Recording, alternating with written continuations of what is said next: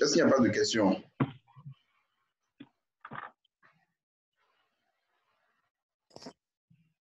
Pour les nouvelles économiques, vous pouvez utiliser la fenêtre de conversation pour envoyer vos questions.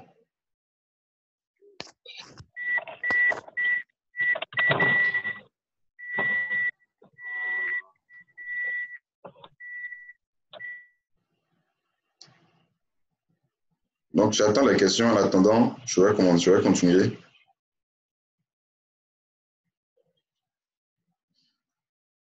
Oui, les nouvelles les plus importantes à trader, je reprends. Donc, j'ai dit le PIB. D'accord? Quand vous avez le PIB, c'est important. Vous avez l'IPC, c'est important. Le PIB, l'IPC, les ventes au détail. D'accord? Les ventes au détail. Après cela, vous avez le taux de chômage. Vous avez le taux d'intérêt. Vous avez l'évolution de l'emploi.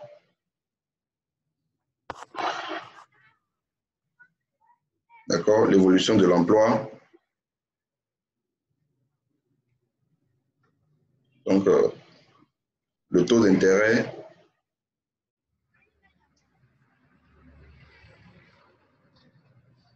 Taux d'intérêt. Voilà, ce sont les informations que vous devez surveiller. Donc, PIB, IPC, vente au détail, taux de chômage, taux d'intérêt, évolution de l'emploi, vente au détail, je crois que c'est bon.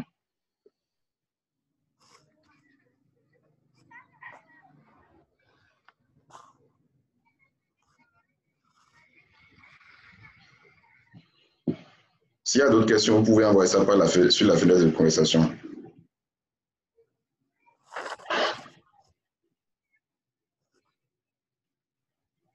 Voilà. Oui, c'est bien ça.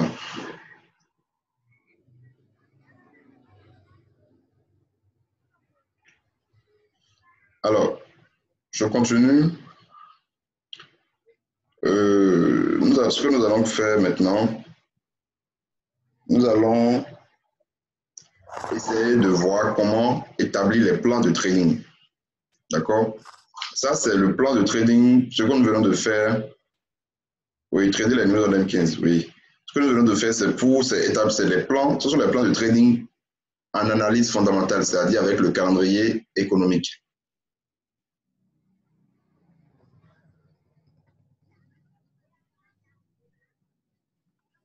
Est-ce que tout le monde voit l'écran, voit les graphiques?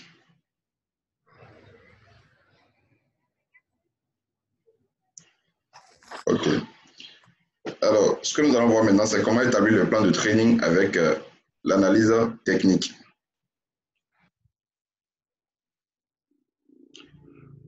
Alors, je prends une parité.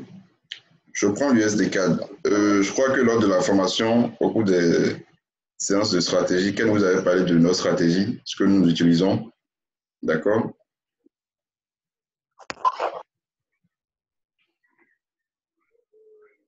Alors, quand vous voulez commencer, quand c'est la première fois que vous prenez une parité et que vous voulez commencer à analyser cette parité-là, vous devez, comme je vous l'ai dit, vous devez d'abord aller sur des unités de temps supérieures pour voir la tendance, d'accord, la tendance de fond sur cette parité-là. Là, je suis sur le graphique du dollar et de l'USD CAD, d'accord? Là, je suis sur le graphique D1. Donc, en D1 ici, Voilà ce que j'ai. J'ai une tendance haussière, donc je trace la tendance haussière.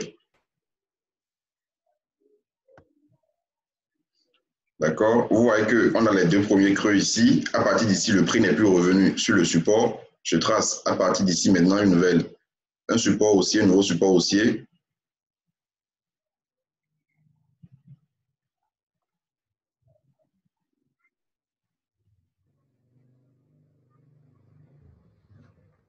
Voilà. Et là, je trace les supports et résistances majeurs en D1. Donc, je ne remplis pas le graphique avec les supports et résistances. Hein. Je trace juste les niveaux les plus importants.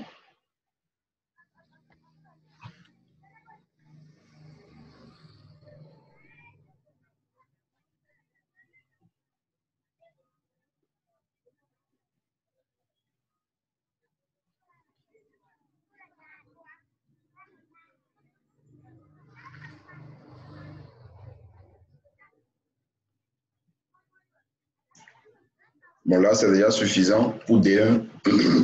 En H4, je vais encore tracer d'autres supports et résistances. Là, je vois quand même que sur le graphique D1, la tendance est haussière. D'accord? La tendance est haussière. Donc, je dois chercher à aller dans le sens de la tendance globale du marché. Je viens maintenant en H4. En H4, voilà ce que j'ai. Vous voyez, on a impulsion haussière et ça corrige. Ça teste le support haussier, ça part, ça revient tester, ça part. D'accord? Et là, à partir de ce niveau-là, le prix n'a plus touché le support haussier. Vous voyez, donc je trace encore maintenant un nouveau support haussier. Je vous rappelle que je suis en train d'enregistrer la vidéo, donc je vais mettre ça sur la chaîne YouTube dans la journée. Vous allez revoir ça.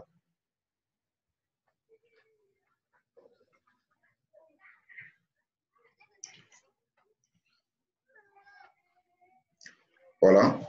Donc ici, donc vous voyez qu'on avait eu plusieurs opportunités de rebond, d'accord? On sait bien, ça dit quand vous savez la tendance dans laquelle vous êtes, ce sera plus facile pour vous. Mais tout est question de patience, d'accord? Vous n'aurez pas à rester devant l'écran tout le temps. Là, vous avez un rebond, vous voyez, c'est parti à la hausse pendant un bon moment. C'est revenu encore tester le support aussi D1. C'est parti, c'est revenu encore tester 3 fois même. Ça a laissé des points d'entrée. C'est parti, d'accord? Mais après, ça a commencé par consolider. Donc, ce qui fait que ici, on avait la possibilité de tracer une droite. Donc là, c'est une baisse de correction. On se donne une correction, tout ça. Ouais. Et finalement, je crois que c'est au cours de cette semaine, ça a cassé. Ouais. Ça a cassé par le haut. Donc, on avait la possibilité également d'acheter ici. Mais là également, c'est parti. Et quand ça part comme ça, il ne faut pas chercher à rentrer précipitamment dedans. D'accord? Je viens, je trace.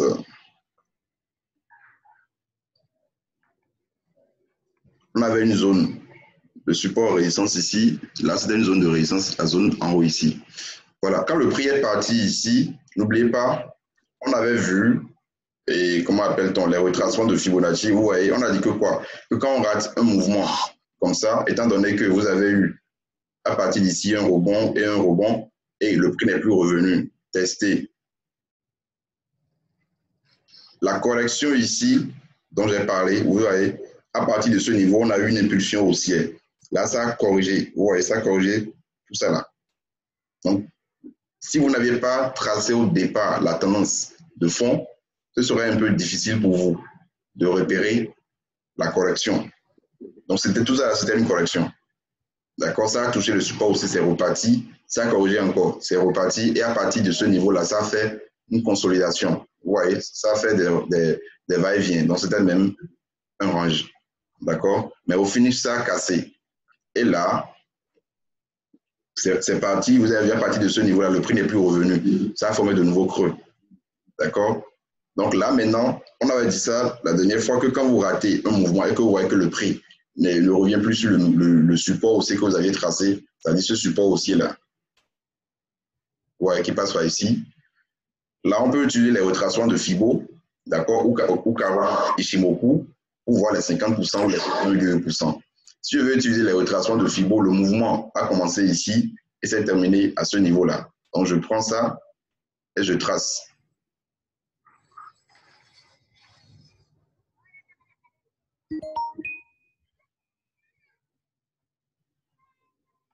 Non, la correction ne signifie pas le retour du prix sur la résistance. La correction signifie juste un retracement. C'est-à-dire, quand vous avez une hausse, une forte hausse, la correction de juste dit que ça va chuter un peu.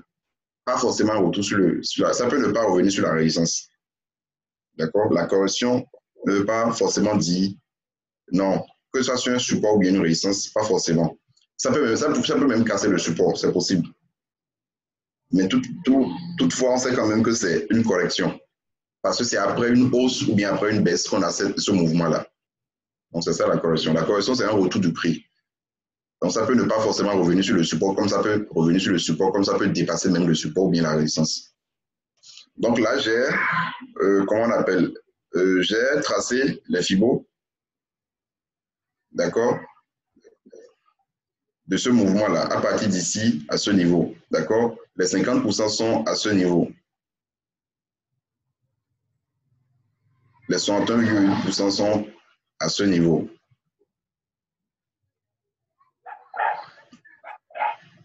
Je vais peut-être augmenter l'épaisseur. Voilà. Là, j'ai les 50%. Donc, j'enlève FIBO. Donc, les 50%, c'est ça, la ligne.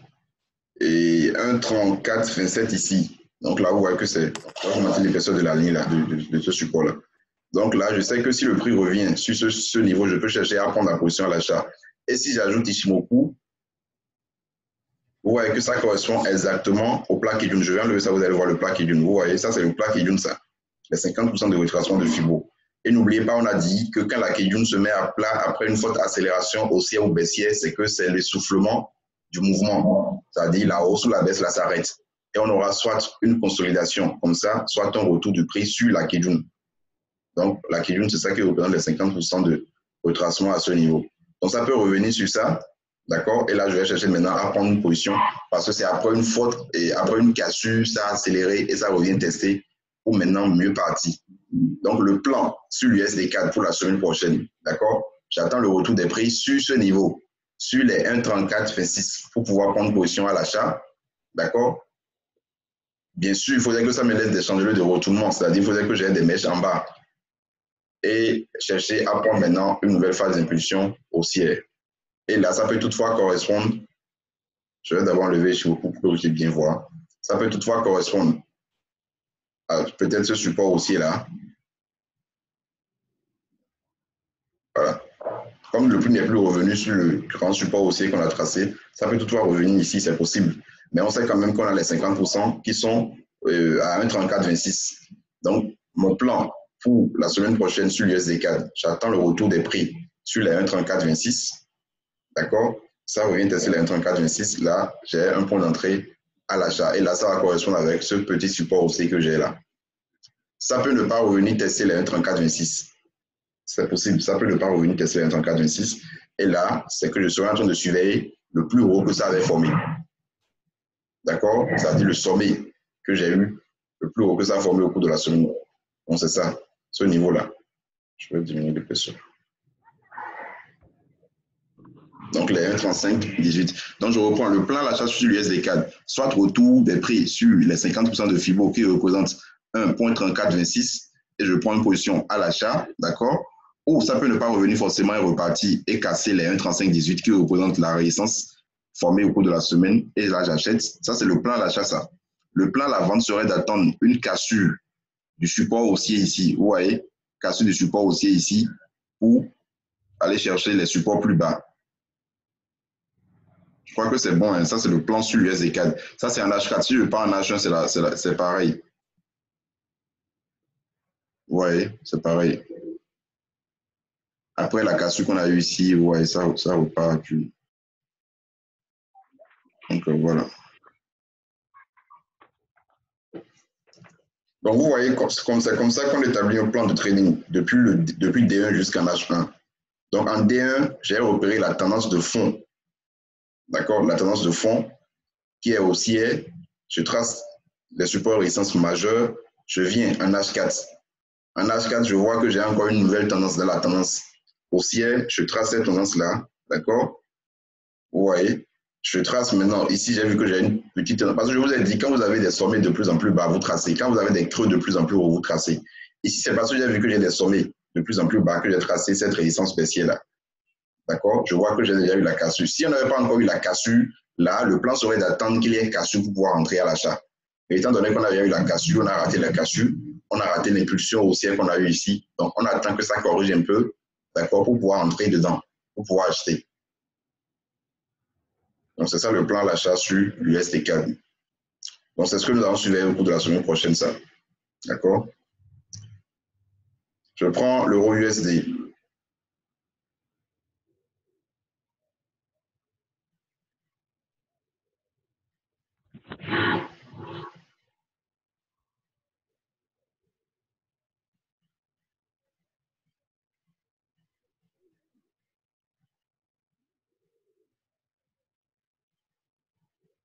L'euro USD également, je commence en D1.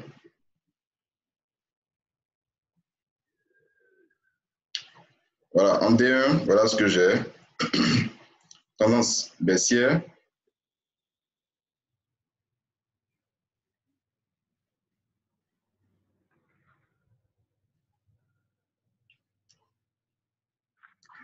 Voilà.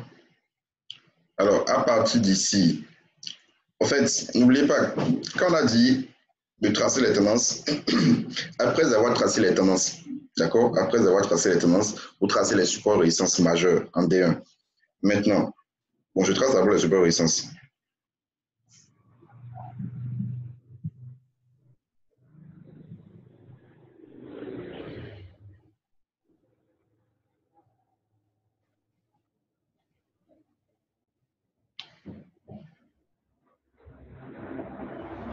Bon, là, c'est déjà bon.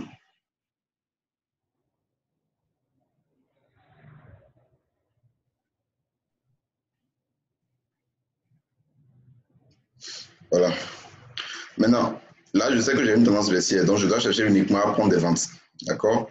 Uniquement des ventes. Mais regardez, je peux prendre d'abord le point de croisement. Je vois qu'à partir d'ici, oui, il y a une question.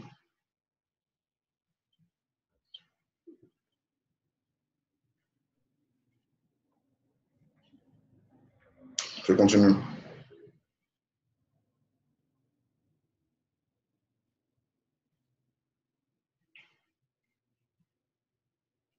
Ici, si je ne trace pas les creux, d'accord, l'intention c'est quoi? Parce que c'est parce que j'ai vu qu'à partir d'un moment, vous voyez, on a des creux de plus en plus bas, d'accord?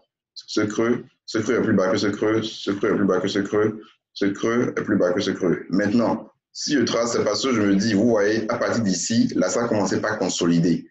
Et je vois que la droite qui passe par ces creux-là, vous voyez, converge avec la droite, les deux droites ne sont pas parallèles. Donc déjà, ça me forme un biseau descendant. D'accord, un biseau descendant. Donc ça peut toutefois, le prix peut toutefois venir chercher le support et comme l'oblique que j'ai tracé par les creux ici. D'accord, ça peut toutefois chercher l'oblique que j'ai tracé par les creux ici. Là, je suis toujours en D1. Je viens maintenant en H4. En D1, je sais que la tendance de fond est baissière. D'accord, je viens en H4. En H4, voilà ce que j'ai. Donc vous voyez, on a eu cassure de ce niveau, ça descend, ça va chercher le prochain niveau, ça ne veut pas tester encore le support. Alors,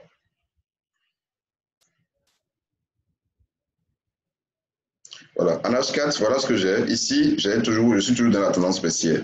Mais vous voyez qu'arrivé ici, le prix a testé le support qu'on a tracé en D1 et est en train de repartir. C'est parti tester le support qui avait été cassé. Donc, vous voyez que les supports D1 que vous allez tracer seront vraiment très importants. D'accord? Sur ce support-là, vous voyez sur ce support-là que le prix a rebondi. Vous voyez ici, ici également. Donc là, support devenu résistance. Alors, la tendance est baissière, mais on a quand même dit qu'il faut chercher de meilleurs points d'entrée.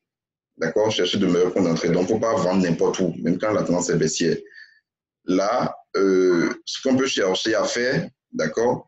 Soit ça casse le support et nous allons vendre. Là, on ne peut pas rentrer à la vente en même temps. Soit ça casse le support et nous allons chercher à prendre une vente, d'accord? Ou carrément, je peux toutefois tracer encore cette tendance baissière ici. Vous voyez, j'ai dit, quand vous avez des sommets de plus en plus bas, vous tracez. Voilà. Où j'attends un rebond sur cette résistance baissière là pour pouvoir prendre une vente. Là, je suis en H4. Si je passe en H1, vous allez voir que là, j'aurai beaucoup plus de bougies. Voilà.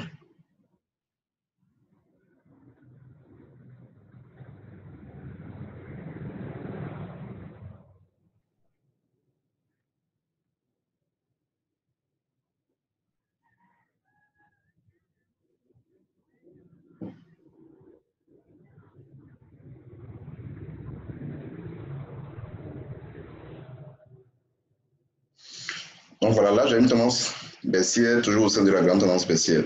D'accord? Alors là, j'ai raté la cassure ici, ça a chuté, c'est parti chercher le prochain support. Là, c'est en train de corriger, c'est en train de revenir également. Là, je ne peux pas prendre une vente. Même si je devais prendre une vente, je pourrais prendre la vente sur le rebond ici, c'est-à-dire le support qui a été cassé, qui est devenu une résistance. Là, quand le prix est en plein milieu, d'accord, deux niveaux, c'est-à-dire support, résistance, ou bien vous avez raté la cassure, d'accord, il vaut mieux carrément attendre. Soit ça casse le plus bas ici, d'accord, ça casse le support ici et je vends pour aller chercher le prochain support en bas. Soit vous attendez un retest, c'est-à-dire ça repart tester ce que vous avez tracé ici pour pouvoir maintenant chercher à prendre une vente. Au fait, votre objectif, c'est quoi? Vous cherchez un point d'entrée à la vente parce que vous avez vu que la tendance de fond est baissière. Donc, ne cherchez pas à prendre une position d'achat dans une tendance baissière. D'accord? Comment appelle-t-on les techniques qu'on peut utiliser pour prendre des positions d'achat dans une tendance baissière? On a vu ça. On a dit que si par exemple ça casse la résistance baissière ici, c'est-à-dire ça monte et ça casse cette petite résistance baissière, là, on peut toutefois chercher à acheter et prendre une correction. Dans ce cas, ce sera une correction de la grande tendance baissière. Mais tant que c'est toujours en dessous de cette petite tendance baissière, on peut chercher un rebond, c'est-à-dire le prix ira chercher la résistance baissière ici pour pouvoir mieux chuter. Donc, c'est ce qu'on peut surveiller sur ça, sur l'euro USD. Donc là, vous avez vu forte accélération baissière, c'est déjà parti. Si vous vous rappelez, on avait parlé de l'euro USD la dernière fois à la formation, on avait tracé, et comment on appelle, les FIBO, d'accord? Et vous voyez les 50%, je vous parle des 50%, vous avez vu, le prix a repoussé, et les 50% ont repoussé le prix, et ça a formé maintenant un nouveau creux. Voilà.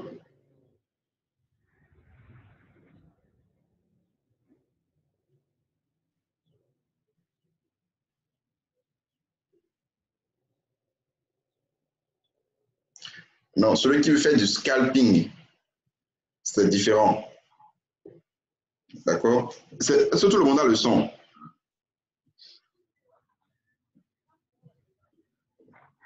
Tout le monde a le son, j'espère. Oui, on a le son. OK. Alors, non, au fait, pour le scalping, c'est différent. Parce que le scalping, là, c'est-à-dire vous achetez, vous vendez, vous achetez, vous vendez. Là, vous ne respectez plus rien. Maintenant, il est quand même conseillé, même en scalping, de rester dans le sens de la tendance. Là, ce sera beaucoup plus avantageux pour vous, en fait. Parce que quand vous voyez que vous êtes dans le sens, vous êtes dans une tendance baissière, par exemple, et vous voulez faire du scalping, là, ce que vous allez chercher à faire, c'est que ça monte un peu, vous vendez. Ça monte un peu, vous vendez. Mais là, vous êtes rapide et vous ne durez pas. On avait parlé du scalping, on a dit, celui qui fait du scalping, il est juste là pour profiter de quelques pips. Il ne dure pas sur le marché. D'accord? Il ne dure pas sur le marché. Donc, c'est quelques pips au plus. Donc, ce sera quand même un avantage pour vous, d'accord, de rester dans le sens de la tendance, même en scalping. Parce que là, vous savez que la probabilité est très forte que ça aille dans le sens de la tendance. Maintenant, on peut également faire du scalping sans pour autant respecter la tendance. Là, c'est que vous avez identifié un support, une résistance. Ça vient chercher le support que vous achetez, ça va chercher la résistance que vous vendez. Là, c'est totalement différent.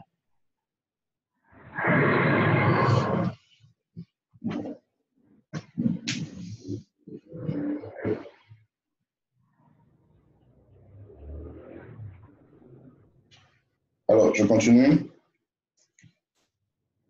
Donc, je rappelle que je suis en train d'enregistrer. Donc, vous aurez la vidéo dans la journée sur la chaîne YouTube. Oui, j'ai tracé les fibos tout à l'heure. La dernière fois, quand on faisait le cours, d'accord, on était encore quelque part ici. Le prix était dans la zone ici. Et on avait tracé un support haussier quelque part là. Si vous vous rappelez bien, et on a dit, sur euro USD, la tendance est baissière. Vous voyez, ça descend, ça forme un creux, ça corrige. Ça descend, ça corrige, ça fait impulsion, ça fait correction, impulsion, et là, on avait une correction. On était ici quand on faisait le cours, si je me rappelle bien. Et on avait tracé les fibos, d'accord, de ce mouvement-là. Ce mouvement de baisse, d'ici à ici.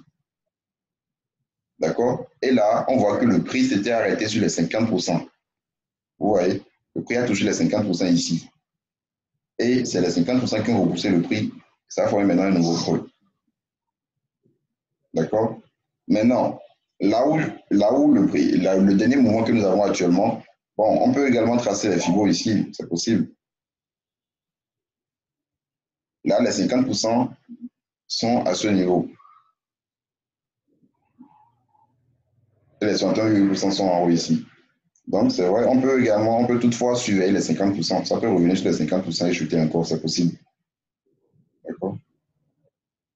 Mais comme je vous l'ai dit, la tendance est baissière, cherchez à aller dans le sens de la tendance. Là, on ne peut rien faire parce qu'il y a trop parti. Vous pouvez attendre une correction, d'accord, sur cette petite tendance baissière que j'ai tracée ici. Correction. Ça va tester. Là, vous pouvez chercher à prendre ça en H1. D'accord? En H1. Pour aller chercher le prochain support en bas ici, il est 1,1107.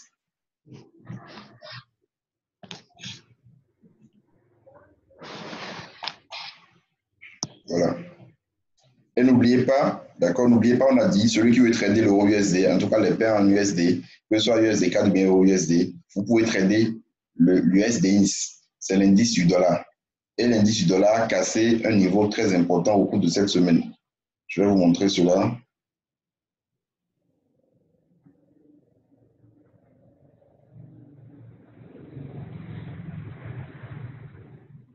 Je vais voir le son.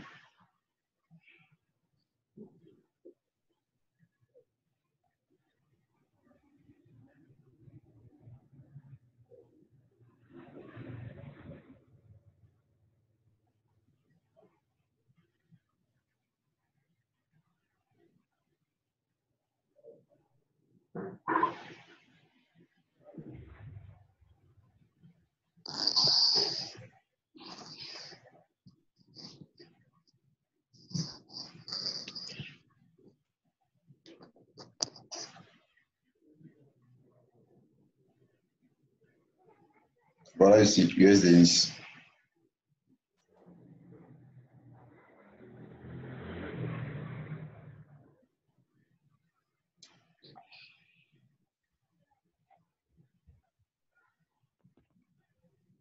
Vous voyez, c'est une résistance majeure.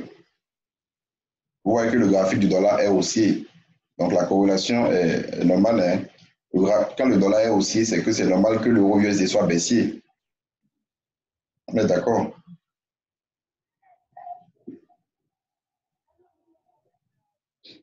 Donc je vais.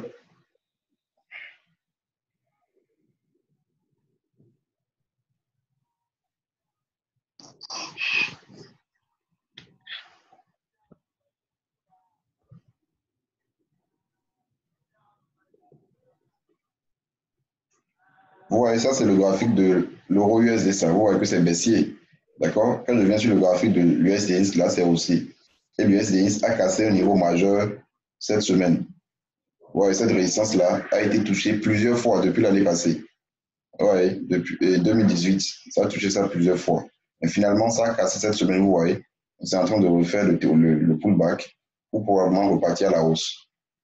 Donc là, c'est un niveau très important. Donc si ça décolle, là, c'est que c'est le dollar qui s'envole. Et là, vous aurez l'euro USD également qui va continuer sa baisse. Donc là, vous savez le sens de la tendance. Donc vous savez qu'il ne faut chercher qu'à acheter le dollar. Donc, ça veut dire chercher à vendre l'euro USD ou à acheter le dollar canadien, l'USD4. Quand je dis l'USD est haussier, ça veut dire quoi? Qu'on doit chercher à acheter les paires dans lesquelles l'USD est la devise de base et chercher à vendre dans les paires dans lesquelles l'USD est la devise de contrepartie. D'accord? Comme euro-USD par exemple. Euro-USD, l'USD est la devise de contrepartie ici. Donc, il faut chercher à vendre euro-USD. USD4 par exemple, il faut acheter parce que l'USD est la devise de base. Voilà. Donc, ici, vous avez l'USD qui est haussier. On a cassé et vous voyez bien que ça ressemble même à un triangle ascendant. Ça a cassé par l'euro, donc ça peut partir. Ouais, ça casse, ça fait un pullback, donc normalement ça devrait partir. Voilà. Je vais ajouter Shimoku, vous allez voir. Donc vous voyez que c'est normal que ça commence encore pas à chuter vu que la Tekken est encore loin du prix. Vous voyez. Donc même après les cassures comme ça, n'oubliez pas, on a dit quoi, qu'il faudrait également que la Tekken suive le mouvement du prix. La Tekken est loin du prix, donc c'est normal que ça corrige. Donc nous allons attendre que la Tekken aille chercher un peu le prix et vous allez voir également au niveau de l'euro USD. Vous n'allez pas forcément trader l'USD, mais l'euro USD c'est bon. Vous allez vous servir de cela pour trader l'euro USD. Voilà.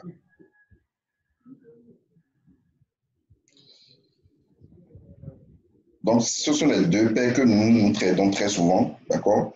L'euro USD et l'USD CAD. Là, on se sert uniquement de l'USD. Maintenant, dans le groupe de signaux, on envoie beaucoup de, comment appelle-t-on, beaucoup de signaux sur toutes les paires parce que ce n'est pas évident que tous les abonnés suivent le même plan que nous, c'est-à-dire la même stratégie que nous. Donc, on envoie des plans sur toutes les paires sur lesquelles nous voyons des opportunités. Alors, je profite également pour vous rappeler, d'accord? Je profite. S'il vous plaît, monsieur. Qu'à partir du 1er mai, d'accord, le groupe de signaux sera gratuit pendant 2 semaines pour tous les étudiants, pour ceux qui ont suivi la formation à Ouaga et la vague précédente. Donc, nous allons commencer par envoyer les signaux, que ce soit les signaux d'analyse technique, également que ce soit les signaux concernant les nouvelles économiques à partir du 1er mai. Donc, je crois que c'est à partir du mercredi prochain. Voilà. S'il vous plaît, monsieur Lerich. Oui. Vous avez dit qu'on va attendre que la Tekken casse, mais l'analyse de l'USDX, là, en H4 par exemple, là, la Tekken avait déjà cassé depuis. Je ne sais pas si on peut se servir de ça aussi pour trader H4. S'il vous plaît, utilisez la fenêtre de conversation. Je n'ai pas dit d'attendre que ça casse la Tekken. J'ai dit d'attendre que le prix aille chercher la Tekken. Les deux vont se rencontrer. Il faudrait que les deux se rencontrent d'abord avant qu'on les cherche à prendre une position. Mais je vois ça, en H4 par exemple, là, ils se sont déjà rencontrés depuis. En H4, c'est différent. Mais c'est en H4. Je viens en H4. Vous avez vu qu'en H4, c'est la même chose, malgré que la Tekken. En fait, H4, D1, H1, c'est différent, c'est pas la même chose. C'est pas ce que la Tekken fait en D1 que ça va faire en H4. C'est comme tous les autres indicateurs, au fait. En H4, vous voyez que la Tekken est à plat ici. Donc là, c'est 50% de retracement de Fibo. Oui. Voilà. Donc, c'est pas évident. Vous n'aurez pas la même chose. Ça, c'est pas du tout. C'est pas ça, quoi. Vous n'aurez pas la même chose en D1 et en H4. Ce que j'ai dit en D1, c'est que la Tekken est encore loin du prix. Donc, il est fort probable que les deux se rencontrent. D'attendre d'abord qu'il y ait rencontre entre les deux avant de chercher à prendre position. En H4 ici, la Kijun s'est mise à plat. Donc, on sait que quand la Kijun se met à plat, c'est fini pour ce mouvement. D'accord? Oui. La Kijun commence encore par repartir à la hausse avant qu'on ne cherche maintenant à dire bon, que le mouvement reprend. Ok, si vous avez des questions, utilisez la fenêtre de conversation, c'est mieux. Alors, je disais tantôt que la semaine prochaine, à partir du 1er mai, on va commencer par envoyer les signaux dans le groupe, que nous avons créé, d'accord? Les signaux seront gratuits pendant 2 semaines pour tout le monde. Donc, que vous soyez en réel ou en démo, vous pouvez commencer par utiliser les signaux pour un bon moment, pour 2 semaines pour voir. Ou également, si vous avez votre compte réel qui est déjà créé là, vous pouvez également utiliser cela avec les $30 de bonus ou, si possible, peut-être compléter sur $10 pour que ça fasse $100 et commencer par utiliser les signaux et mettre en pratique ce que vous avez appris au cours de la formation. Alors, je ne sais pas si vous avez des questions.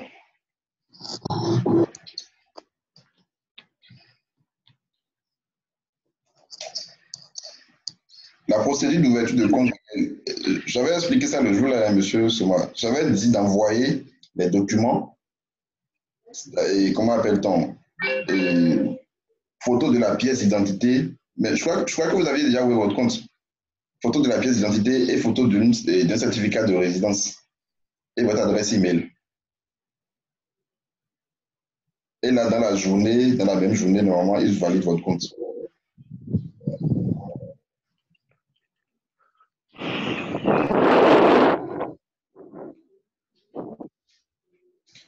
Alors, est-ce qu'il y a des questions? Oui, monsieur Louis. Ah oui, Je, par exemple, je voulais poser une question quant à GBP USD et puis GBP JPY. oui. Euh, on a constaté qu'avec GBP, avec USD, c'est le graphique de l'USD est haussier. Donc, on va chercher des points d'entrée à la vente pour GBP USD. Oui. Mais au fait, Oui, le truc, maintenant, c'est que, attendez un instant. Au fait, vous ne pouvez pas forcément, d'accord? oui, oui. Oui, monsieur Life, vous pouvez retirer. Quand vous gagnez de l'argent avec les bonus, vous pouvez retirer. Alors, le graphique de l'USD est corrélé avec toutes les paires en USD. Mais il y a Oui, oui. également une forte corrélation avec GBP également agit sur GBP USD. Donc, ce n'est pas parce que genre, vous avez l'euro et le graphique de l'USD haussier que forcément GBP USD va chuter. Non. Parce que GBP également peut agir. Et il y a également des nouvelles sur GBP. Et très souvent, je Oui, ne oui. conseille pas de trader les GBP. Parce Ah, que ok. il y a des nouvelles, il y a des, comment appelle-t-on, les négociations sur le Brexit, c'est-à-dire la sortie de l'Angleterre, du Royaume-Uni, de l'Union européenne. Donc, ce qui fait qu'à tout moment, n'importe quelle nouvelle Mhm. fait bouger les GBP, toutes les GBP d'ailleurs. Donc, même si Toutes les vous GBP. avez les GBP, vous n'allez pas forcément analyser cela en fonction de l'USD. C'est juste de l'intraday que vous allez faire sur ça. Ok, ok, ok. Pas de problème. Merci beaucoup, monsieur. Est-ce qu'il y a d'autres questions?